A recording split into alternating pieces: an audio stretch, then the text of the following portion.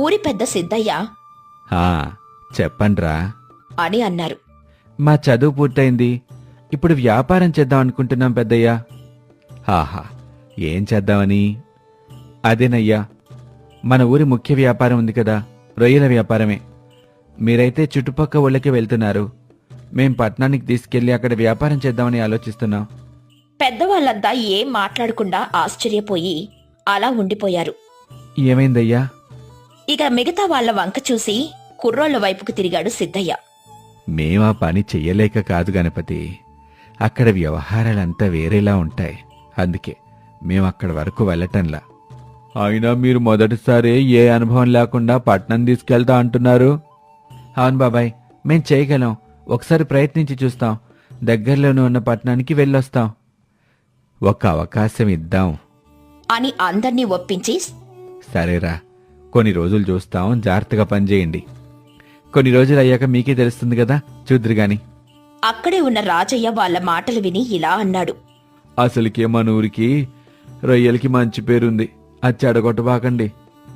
తర్వాత రోజు నుండి వ్యాపారం మొదలు పెడతామని చెప్పి అక్కడ్నుండి వెళ్లిపోయారు ఆ యువత.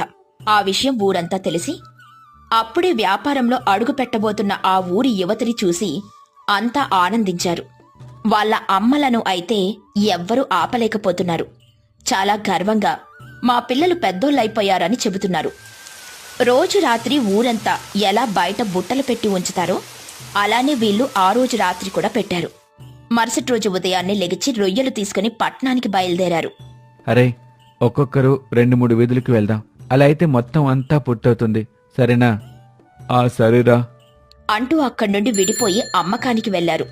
మొదటిగా గణపతి ఒక వీధిలో రొయ్యలమ్మా, రొయ్యలు అని తిరుగుతూ ఉండగా ఒక ఆవిడ పిలిచింది. ఈ రోజు పట్టిన ఆశాపూర్ రొయ్యలమ్మా. అవునా, నేను విన్నాను ఆ ఊరి గురించి, నిజమేనా? అవునమ్మా, మా ఊరే. అవునా, చూపించు. బుట్టలో ఉన్న రొయ్యలు చూపించి, ఇదిగో అమ్మా చూడు, ఎంత తాజాగా ఉన్నాయో, దేవుడిచ్చినయి అంటూ ఉంటే ఆవిడ అవునవును అంటూ వాటిని చూస్తుంది. కొంతసేపటికి ఏం కావాలో అడిగింది. నాకొక 10 రూపాయలకి కావాలి బాబూ. సరేనమ్మా, ఏదైనా గిన్నె తీసుకొస్తారా? తీసుకొనొస్తా అంటూ లోపలికెళ్లి తీసుకొచ్చింది. 10 రూపాయలకి కొనుక్కుంది. మిగతా నలుగుని వ్యాపారం కూడా ఇలానే సాగింది. మధ్యాహ్నానికి పట్నం శివార్లలో మొత్తం 5గురు కలిశారు. ఒరే, నాకొక ఆలోచన వచ్చిందిరా. ఏంటి వీడు అంత కంగారుగా ఏదో చెప్తానంటున్నాడు? చెప్పరా, వ్యాపారం బానే అయిందా అని సీను అడిగాడు.